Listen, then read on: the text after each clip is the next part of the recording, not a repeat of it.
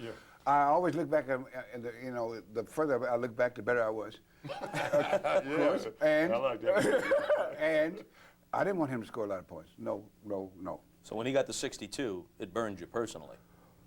Yeah, because I think we lost that game. If he got 62 and we won, it wouldn't mean anything. But when he got 62, I think they won the game. That bothered me.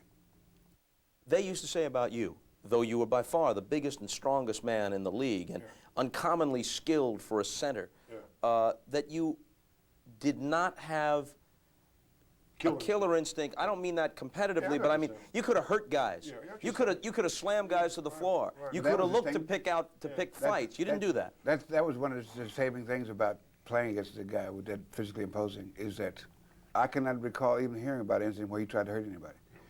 And so that's good and bad, though. You know what I mean? You can rack him up, and then you know that he's not going to really hurt you. Did you need more killer instinct? Well, it could be said. It could be said. But also remember, when you're my size, and you're trying to figure out now, also I was caught up in a little bit of emotional stuff going on there because I knew I was bigger and stronger than everybody else. I wanted to also show them that I was skillful. I wasn't out there to really try to show that I could just knock people over and whatever. And you didn't want to just play into the image of brute strength. Absolutely not. Absolutely not. The reason why I have great deal of respect for this man was because, you see, as I played out there, I played against some of those guys who want to hurt you or want to try to see if they can do wrong things. And I respected the fact that he used a skill level to combat me. And that was the way the game was supposed to be played. I mean, they had some big old boys on this team who would come out to do some different other things. They had a pretty nasty team at times just then. But There was no action. Yeah, no action, right. Yeah. But I want to play basketball as the way Naismith really, really invented the game to be played. Actually, it was better than he envisioned. Probably you're right. Of course, anytime you talk to Wilt, the subject of his 100-point game against the Knicks comes up. Not that Wilt brings it up, but people want to know. Now, he revealed that after the game, some of the Knicks gave him a ride back to New York in their car. Chamberlain says he slept most of the way, but every time he woke up, he heard them talking about how he should be ashamed of himself for scoring so many points. So, when they got back to Wilt's apartment in New York, being the big man that he was, he apologized. We'll be back with more right after this. I think it will be a period of orientation for me, of course, like it is for every newcomer in the NBA, but I think in the long run I'll be able to handle myself man-to-man with almost anyone in the league.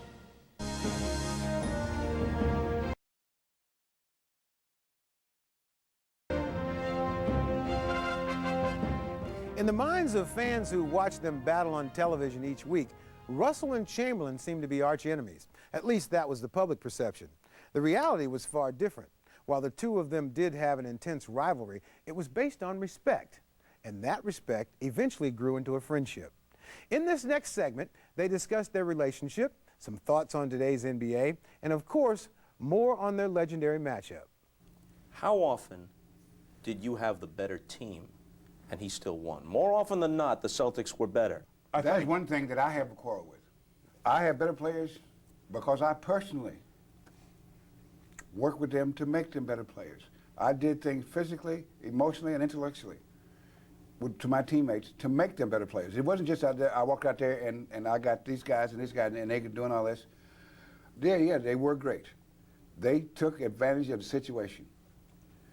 But the situation was part of my creation.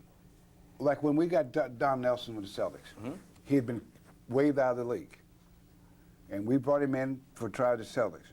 So I said to Nelly, I said, you're probably worried about certain things because they said you couldn't rebound in the Lakers and that's why they let you go. I said, tell you what, when it comes to rebounding, screen your man out and don't worry about it. I'll take care of the rebounds. Now what I've done is I've lifted a negative off his shoulders. Now he can do the things that he can do in a relaxed fashion, which is less fatiguing. That makes him a better player. What would you do today? Today, well, with Russ being as old as he is and so on and so forth, I'd do a whole lot of things. No, I mean, you're 25. You're 25 years old, the 25-year-old Wilt Chamberlain, who didn't just have the inside game, but had the fade away, put the ball on the floor a little bit. Somebody must have told you about that. I remember it. Okay, right. Trust me. The 25-year-old Wilt Chamberlain transplanted into today's NBA. What do you do? Well, You can take Russell with you. It's simple for me. It may be a little different for Russ, but simple for me. I think it'd be as easy for Russ. You see, with the new rules, which are all slanted to help the offense. Now, when I get the ball, instead of having 2 and 3 people and Russ all at me at the same time, I'm by myself with one guy. I would love it. I would love it. 50 points, maybe 60 points, maybe 70 points a game. Because I have nobody. Well, Yeah, wait a minute. Well, you asked me a question, right? 70 a game. Well, you know, the last 10 games, I was talking to Russ about the last 10 games of my 61-62 season, right before I scored 100 points, I averaged about 71 points a game. Yeah, you were on a rampage. Yeah, but I'm saying to you, but it's easier now. I was too fast. I was too strong. One guy is not going to take me down in that particular way. The best basketball athletes I've ever seen played in the 50s and 60s. Really? Yeah, really. You take the best of your Celtic teams. Now, you got 11 champions to pick and 8 in a row, as I remember in one stretch. The best of your Celtic teams against the best teams of the last 5-6 years. And let me know what you think the outcome would be. Would have still won 11 championships. I haven't seen a team in the last 10 years or 15 years that could beat us. The best of your Celtic teams. Mm-hmm. When you were rivals, how close were you as friends? There are stories of you guys having Thanksgiving dinner at one another's homes, playing with model trains. Were you friends? Yes. Very much. See, I was a couple years ahead of him. When I was a senior, he was a freshman. And in those days, the NBA was really an extended family. I mean, he'd come past my house on Thanksgiving because we played Philly, Boston all the time, sleep in my bed, eat the food, sleep in my bed, and go out there and whip my butt. You understand? And my mother would say, "No, Will, we shouldn't feed Bill so well the next time." You know, whatever. Yeah, well, we're getting it right now. We're gonna do something about that. You understand? So I mean, but that's the way it was. We'll end where we began. Both of you were great on your own, but it's very rare in all of sports when two names are linked like your two names are. They argued Mantle Mays, but Mickey and Willie hardly ever played against each other. Yeah. I off the top of my head, I'm thinking Alley, Frazier, and maybe Dempsey and Tunney and that kind of thing. It's almost boxing that you have to go to find two guys linked this way as you guys were. It seems to me that you are the better for it, both of you. No one can ever know what it means when you two guys see each other again, can they? What you mean to each other and what it brings back. I don't sleep for a couple of days because I remember some of those games. It's 62 points to 55 rebounds. No, actually, for me, success is a journey, not a destination. And the journey through my career, playing against him, made the journey just absolutely fascinating. And I cannot imagine anything more rewarding, fulfilling, pleasurable than playing this game at the level that I played it. I am eternally grateful for that opportunity because my life has been a blast. Just an amen or anything else? That's it. Amen. It has now been 28 years since Russell and Chamberlain met on the court for the last time, May of 1969 to be exact, when the Celtics beat the Lakers for the NBA title. Now, recently, they were reunited at the All-Star game in Cleveland, where the NBA's all-time greats were honored.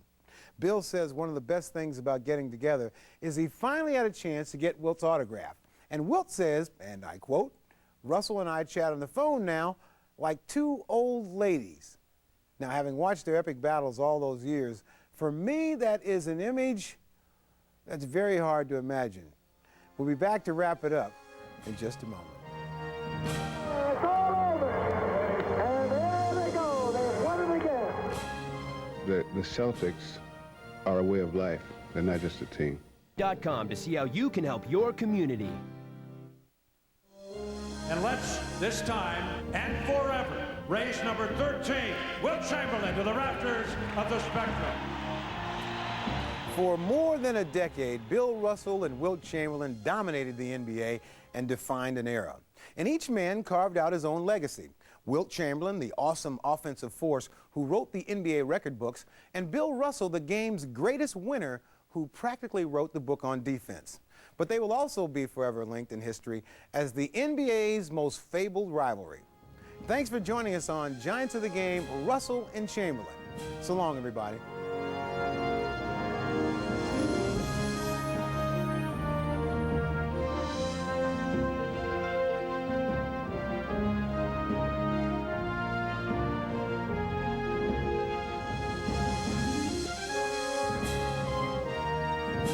What kind of a basketball team are the Celtics going to have this year? About the usual team. That means we're going to win the title again. We're counting on that. As it goes off, it's all over. The Boston Celtics are once again the world champions. I feel very, very happy that I'm being traded to a team that I believe may stand a chance to be one of the best teams in basketball ever. The Los Angeles Lakers are the greatest winning team in the history of basketball.